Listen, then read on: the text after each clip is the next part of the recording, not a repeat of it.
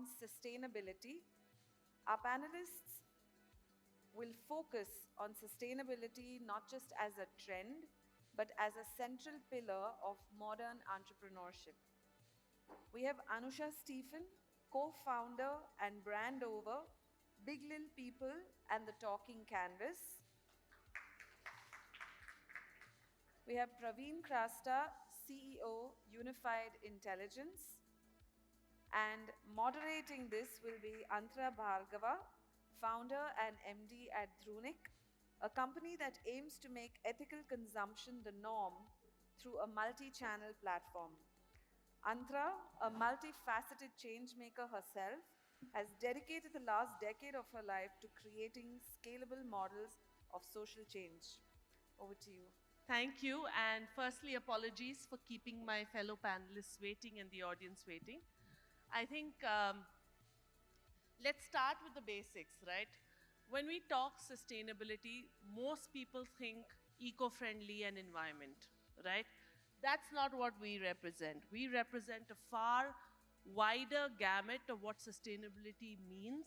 And today, the framework that I take reference from, and I think the world is taking reference from, are the 17 problem areas that the UN has identified, which are the 17 Sustainability Development Goals that the entire world, or at least 180 countries, have signed up to.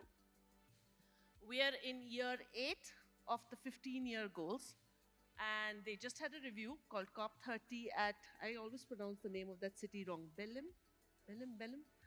And we have discovered, to no great surprise to those working in sustainability, that pretty much very little has changed. We still don't seem to be moving the needle towards a more sustainable world, despite all of the efforts from top down and all of the brilliant work of, innovators and dedicated people like yourselves. So, sustainability itself falls under 4 categories: climate, gender, impact, and health. And each of you have taken up one or more of those mandates because everything's interconnected. So you may be focused on one, but you're impacting a few other of those 17 mandates. I'd like to start by you just describing the impact you have decided to create, how you're going about it, and what's the next step now. Where have you reached? What's the next step? We'll start with that to set context, and then we'll use the next few minutes to delve a little deeper. Is that great? So Praveen, over to you first. Gentlemen first at GHCI. At GHCI, yeah. That's interesting. So what we have done is the only plastic that is non-recyclable today that we throw from our dry waste is basically multi-layer packaging. That is, when you walk into a retail store, all that you see on the shelf is non-recyclable material. The reason it is not recyclable is because it's made of multiple layers. When you take a PET bottle, it's made of a single kind of plastic, because of which there's a very high value in the recyclable market. And it's now being made into polyester-based fabric, because of which it's a regular raw material and not some sustainability recycling item. So what we have done is we have taken this non-recyclable material, made it into a honeycomb-like shape, which is what the structures that build aircraft, satellites, etc., because you get a very lightweight but a super strong material. We sandwich it into a panel and make construction products. The ability of the concept is to consume, if we construct 10,000 square feet of construction in a day, we will be able to consume all of Bangalore city's plastic. So today, by doing this type of construction, the material that actually does not react to nature has now become a biggest asset as a wall. Because the fundamental reason you build a wall is to keep the out out and the in.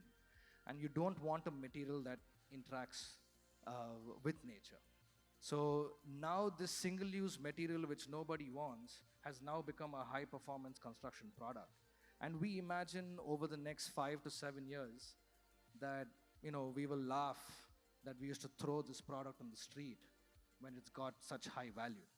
Because now we are doing work at the Bangalore International Airport, wherein when we make it into a product and sell it into a panel, the cost of the single-use plastic becomes almost 2.3 lakh rupees a ton. 2.3 lakhs rupees a ton is almost stainless steel. So that's the kind of value add we are able to bring to a simple material which has the number one issue, that is, it does not interact with nature, because of which it's the biggest one of the biggest problems that we are facing today. When it comes to sustainability, it seems like some of the scientists have laid targets of water, air, various aspects of the planet as its own ecosystem. But it seems like plastic is one overarching topic, that it seems like if you resolve that one issue, you kind of give a chance for everything else to kind of start to rejuvenate back again. So that's why this time at Geneva, after the Paris Agreement 10 years ago, they had a global plastic treaty specifically, only because they said if we do this one thing, we could actually resolve a whole bunch of other issues. So that's where we are. We are right now taking this material because of its resilience, and we are now shipping flat packed homes for hurricane relief in Jamaica. And we are hopefully, few months away from getting their government approvals, and we look forward to sort of rebuild Jamaica by single-use plastic. So That's that's where it is. amazing. I mean, talk about circular economy.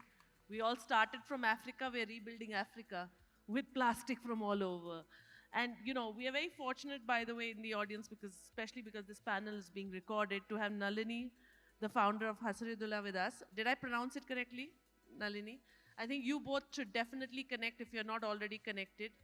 So that's great because if I'm in this space and if I'm not connected to Nalini, I'm absolutely exactly.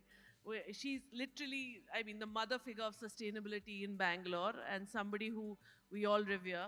So the reason why I wanted to bring Nalini's story into this also, before I move to you, Anusha, is what I do is I'm focused on making ethical consumption normal.